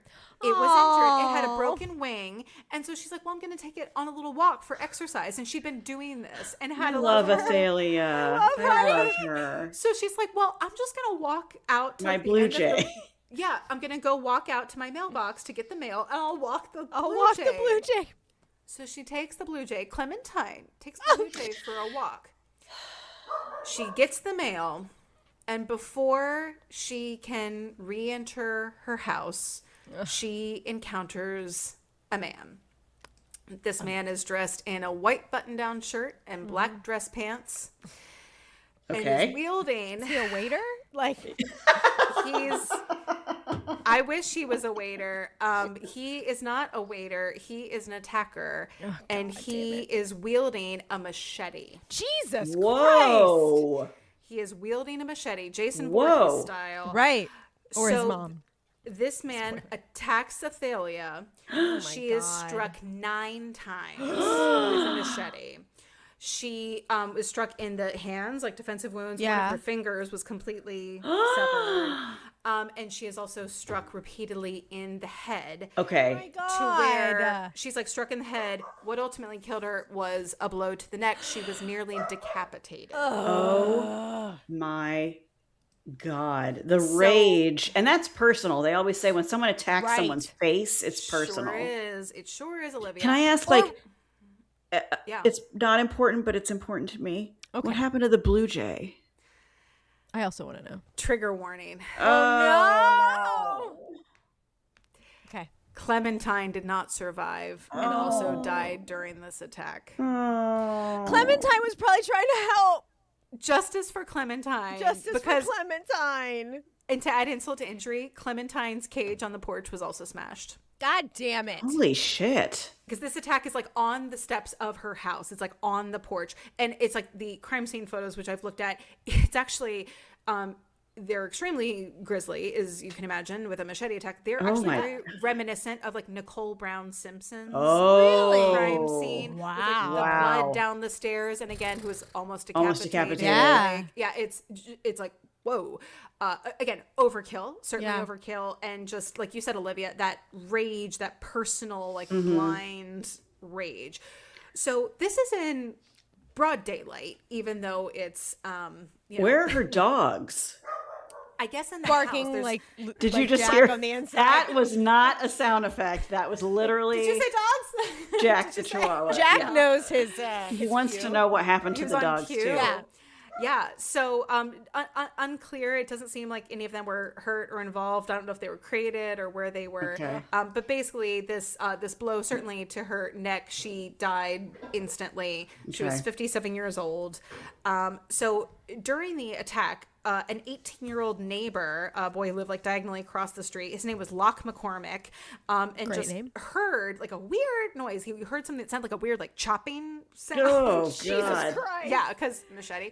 And I guess like looked out like, a window and like her, and also I think heard like her screaming, I'm and sure.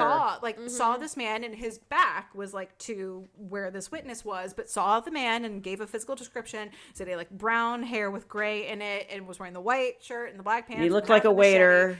And Yeah. So Going to work. and he shouted, I think, like to his mom, who was also home. He said, and he identified the man immediately as Stanford. Knew it. To where he was coming. shouted, like his knee-jerk reaction was to shout, "Mr. Stanford is hitting Miss Ponsell," is what he shouted to his mother. Like he recognized, because like you see people like your neighbors, Your neighbors. and, like, even at Yeah. a distance, you're like, I kind of know who that is. Yeah. Like I know generally what you are look the like. people in Mr. your neighborhood. Stanford. In your neighborhood. Don't wear a Stanford. white shirt Yep. when you're going to kill somebody. That's the other thing. Why the white shirt when you Only have in a a movie. machete? Like this was clearly planned. He had a machete. Yeah. You don't just. Yeah, so you it don't was just not a happen to crime of have one. opportunity, right?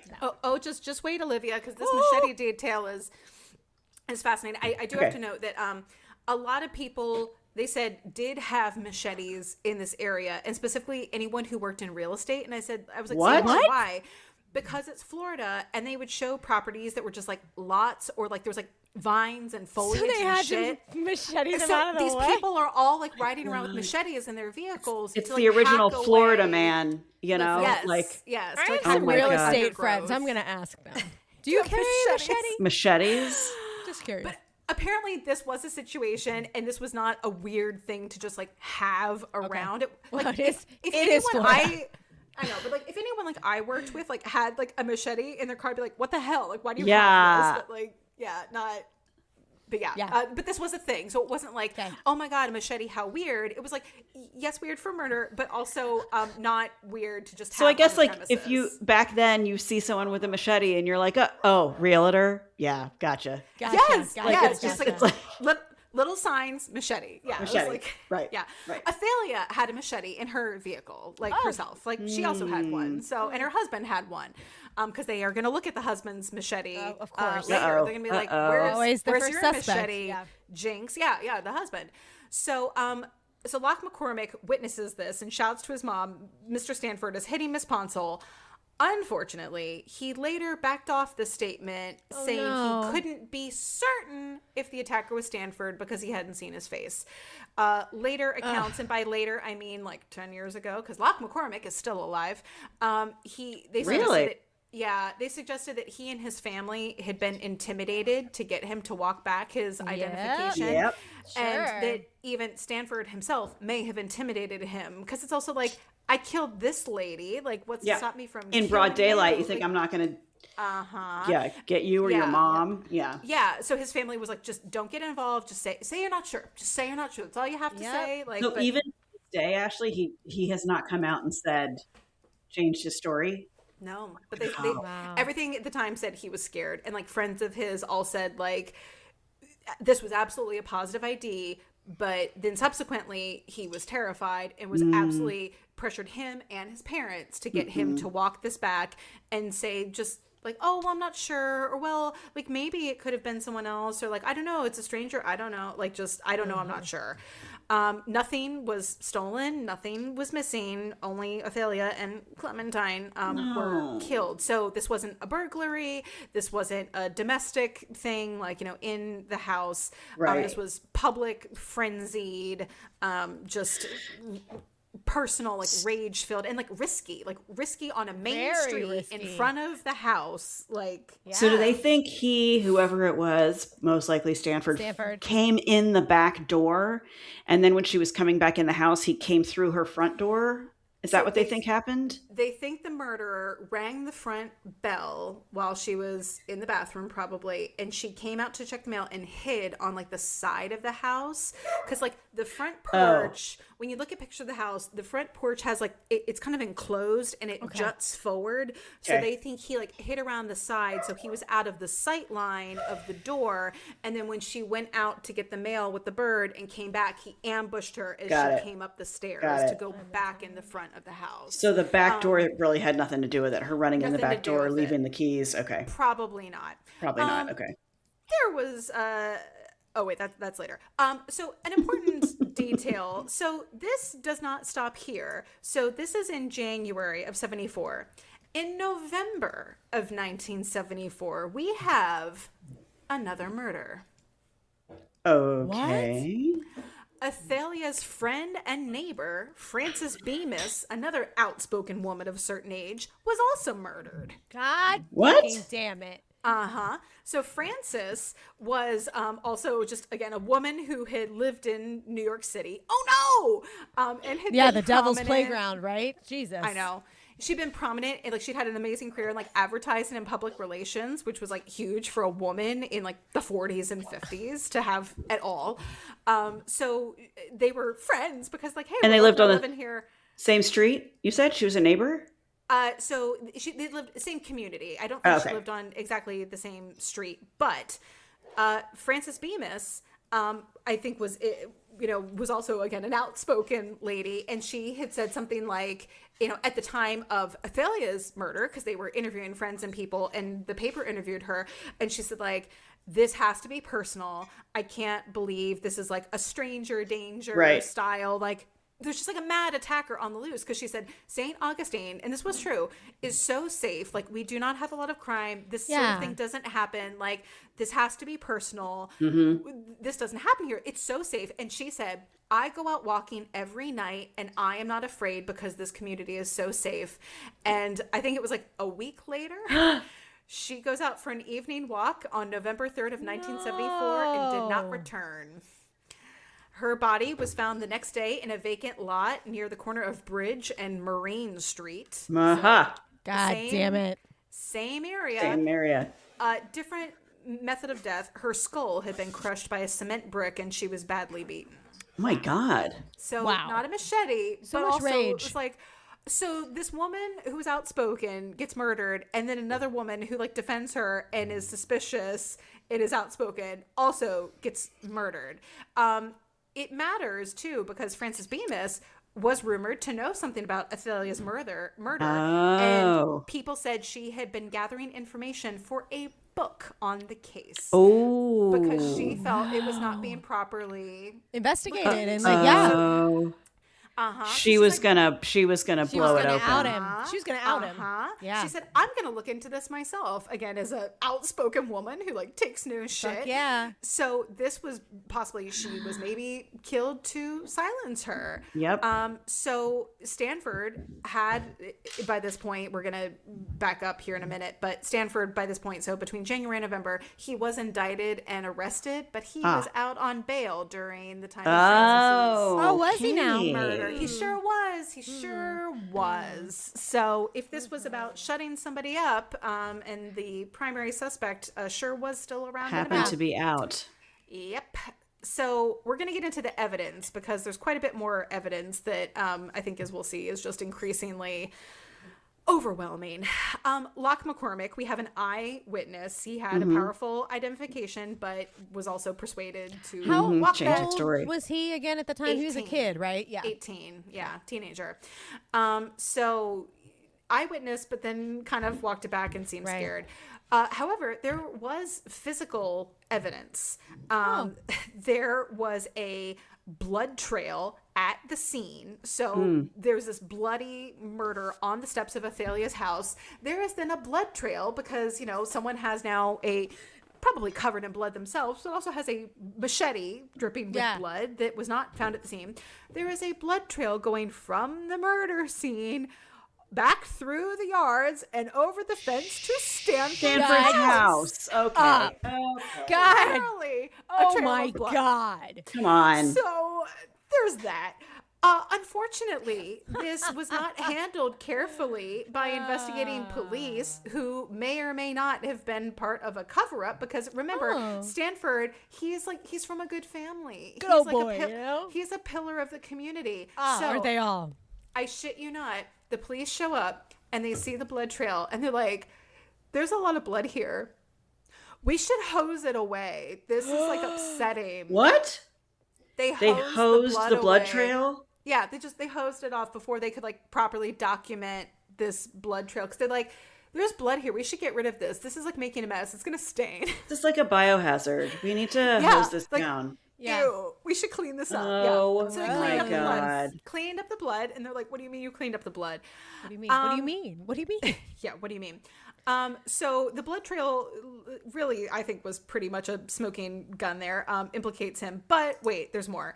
In February, so a month later, there's a county mechanic named Dewey Lee who would also become a suspect. I personally don't think Dewey Lee did anything wrong.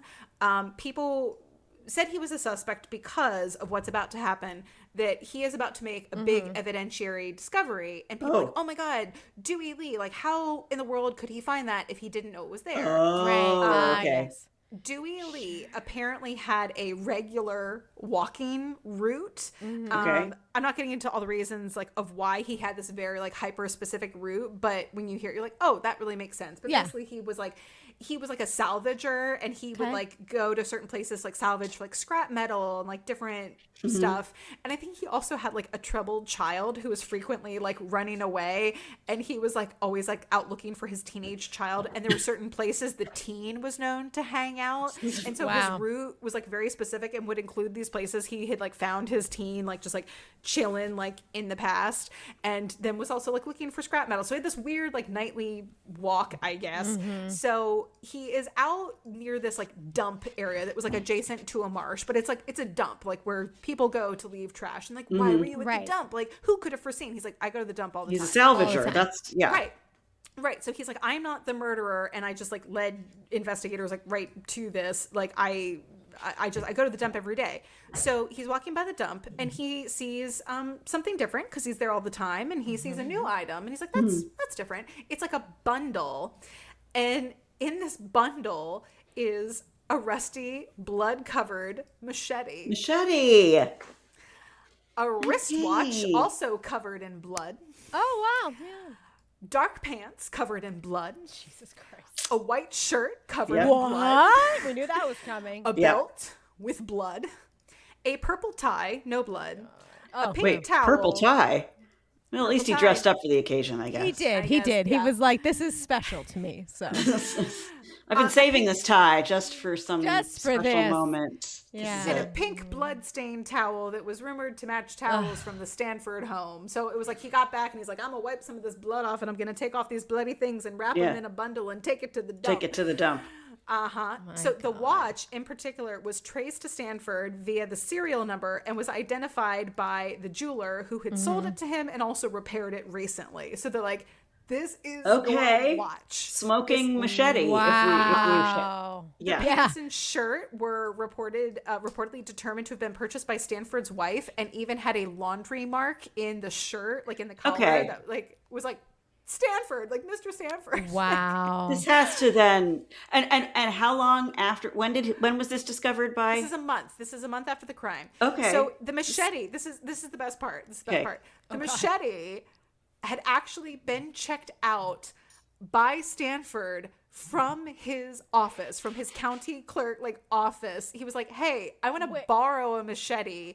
Can I have one? I'm going to check it out." Wait, and the county clerk's office just has like a stack of machetes? Yes. There are a lot of things wrong with that statement. I know. Well, remember, this is like the county commissioner, and he's doing like engineering shit, and is like going to go look at a road. So I guess he's So like, I need this machete for the 1-inch asphalt that I put in. And are they like serial numbered? You know, like a gun would be? Like they're, I guess, right? You just signed them out. I don't think it was numbered. I'm assuming I got the sense that it matched other machetes that they had. Like we got this brand, or like we kind of know, like, or that they were like, "Oh yeah, he came and signed that out." Yeah, But he'd signed one out and Jesus never Christ. returned it. What a fucking idiot. So it's all stay right stupid, here, everyone. literally Stay tied up in a bundle, like silver platter. Stanford. It's all right here. So so we're now gonna get into to be clear, they did also look into the husband. They looked into Jinx. They checked him. He was the first person. Yep. But they were like, the timeline and people who saw him, because he went back to his house and he like changed his clothes and done some other stuff. They were like, the timeline doesn't work. There's no way he could have killed her. He's accounted for other places. There's no way he could have killed her and come back. And he was called at home to be like, something terrible is happening. You need to get over here. And then he was home from home. So they're like, there's simply no way he could have committed this crime, gotten all the way home, been called, changed, come back. Like he's okay. Because they were also like, and he had a machete in his car, and this was known, and they could tell initially that she'd been killed with machete. And they said, "Where's your machete? We need to see it." And he was able to produce it because it was right there, and there's no blood, nothing. So they looked at the husband, but not him. Right. So, Alan Griffin Stanford Jr. is obviously the primary suspect. He has this long-standing feud. He's been humiliated publicly by Athalia. She challenged his credentials. The one I think is the biggest motivator. So it's like they had this feud about the dogs and the credentials. Okay.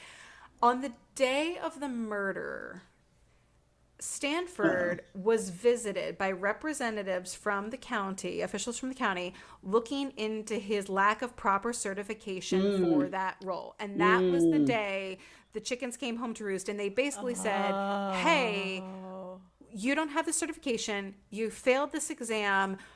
We need to figure this out, because otherwise you're not going to be able to keep this job, and you can't keep doing this role. Like, your career is essentially in danger now." And that same day that he finally, like, you know, the chickens are coming home to roost, and he is getting called out sort of like officially. It's not just like in these meetings. Now people are coming to his office saying, "Hey, actually, we think this is kind of a problem, and maybe you really shouldn't be doing this, and you seem kind of incompetent, and if you can't, you know, maybe raise your game." Killing her isn't going to fix that, because everybody's onto him. Right. No. So it's just for revenge, I guess, not to like shut her up. This is just pure revenge. And it wasn't, exactly. Killing her wasn't going to suddenly make him good at his job like that. Yeah. And it's not going to, people have already started investigating. If he had done it because it's like she's about to go to the clerk's office but it was just rage. Yeah, pure rage. Yeah.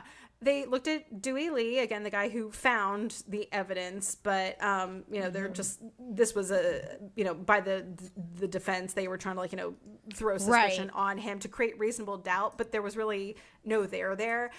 They looked at, they had this other enemies theory, like maybe she made like political enemies, or there was like personal conflict or neighbor disputes. And it's like, yeah, there were, but it was just you, dude. Like, you were the personal conflict that was coming out of all this stuff. It was this one guy, really. And as we've sort of hinted at, but just to be very clear, a lot of people in St. Augustine did not like her. Like, she was seen as an outsider. She was seen as being too much and too loud and a pain in the ass. But she was not liked. But at the same time, like, there was one person that she actually had like this big, ugly, open feud with. So it's like, no one, not a lot of people liked her, like wanted to hang out with her, and maybe weren't like, but nobody was trying to murder her. Right. Like, not that level. Yeah. So Stanford was indicted. He pleaded not guilty, and the case went to trial. Okay. So the prosecution, they looked at motive. Because while he was out on bail, this other woman Francis is murdered. Yeah, about that. He was not charged with that. No one has ever been charged with Francis's murder. Jen, you're on mute. Still, no one has? Nope, still, no one ever has. Francis is unsolved. So Stanford, they made a great case for motive. They tried to say there was eyewitness identification, even though Locke McCormick was a little shaky. There's and like the bundle was all his stuff. So much physical evidence. They literally wrapped it up with a bow. Like, it's literally with a bow. Unfortunately, he had a really good defense attorney, and they attacked the eyewitness reliability of this teenager. They attacked the chain of custody and evidence handling, because the police were so like casual and like hosing off. Let's hose off this blood. Well, that does make them look like idiots too. Yeah, and like, frankly, just like did a terrible job of like documenting things and like, let's put it in a bag and like make sure, they did a terrible job with that. So they were able to raise that doubt in trial, and really emphasize Stanford's, respectable local standing and being from like a good old moneyed family, and he's one of us. And they portrayed Athalia as this unstable, difficult woman who probably provoked a lot of enemies. Burn the witch. Yes, like any number of people could have killed this witch. Yeah, exactly. Stanford was acquitted. God damn it. Unbelievable. I knew where it was going too. Unbelievable. I know. One account says the jury deliberated for 2.5 hours, and that included them electing the foreman, getting dinner, and filling out all the forms. They just wanted to eat. What jerks. Yeah. They basically didn't even deliberate at all. The sheriff disagreed with the verdict and reportedly didn't even try to pursue the case further with other suspects, because he believed that Stanford was the killer, and was like, if you're not going to find this guy guilty, I'm not going to keep searching for other suspects, because this is it. You did it. You got it. You fucked up. You had it. Yeah. Right. Exactly. Right. Yeah. So it's just like, oh my God, like, how do you...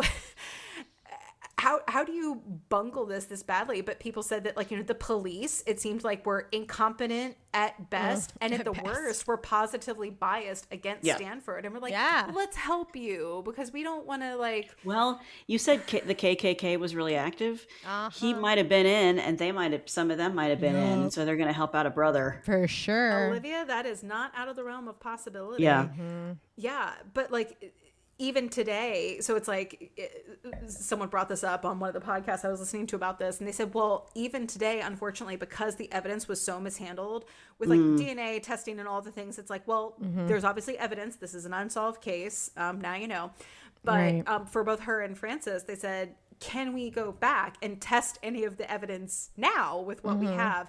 But because the chain of custody was so terrible, they're like, even with today's technologies, it's you still couldn't convict anybody, because this was so mismanaged and so contaminated. Wow. Like, you're not going to, even if you got a hit, there would be no way to reasonably ethically prove that that was really what it was. So later testing is also impossible. Yeah, I am surprised that, what was his name, the 18-year-old that saw the... Locke McCormick.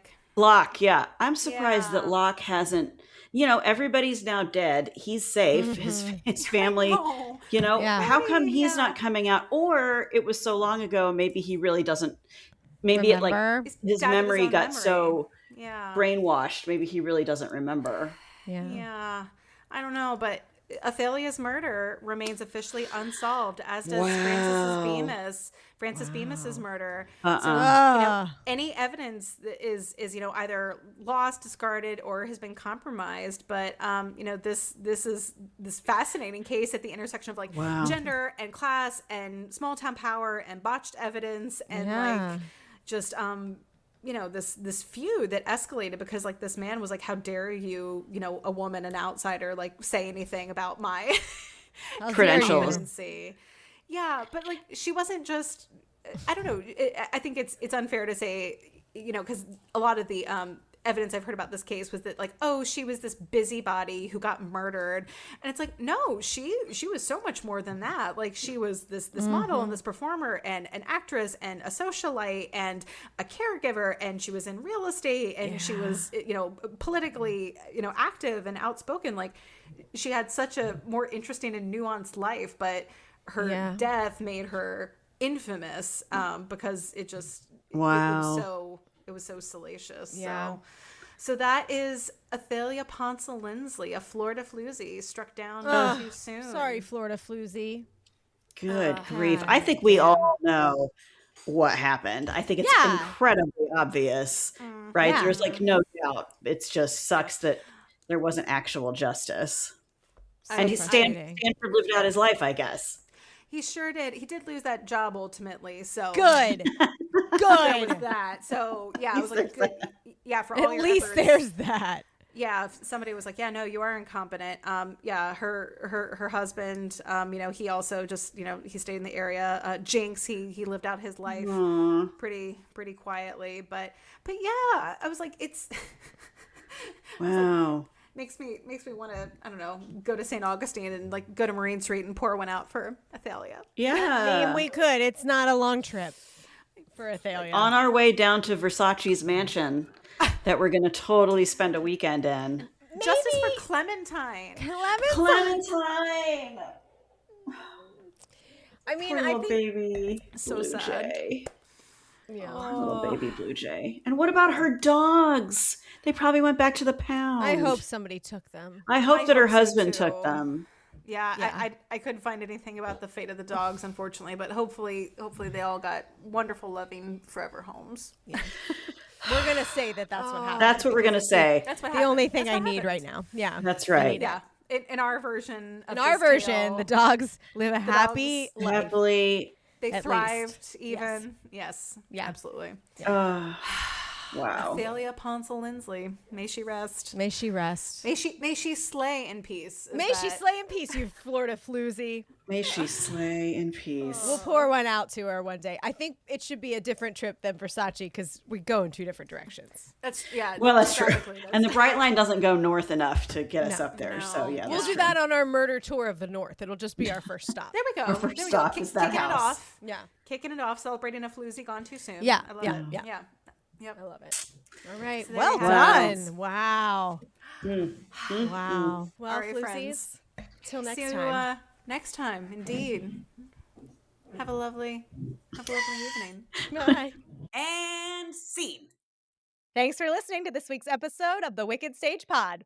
Follow us on Instagram and check out our Patreon for more exclusive content. These deliciously wicked episodes drop every other Friday, so make sure you subscribe or follow and don't get left waiting in the wings.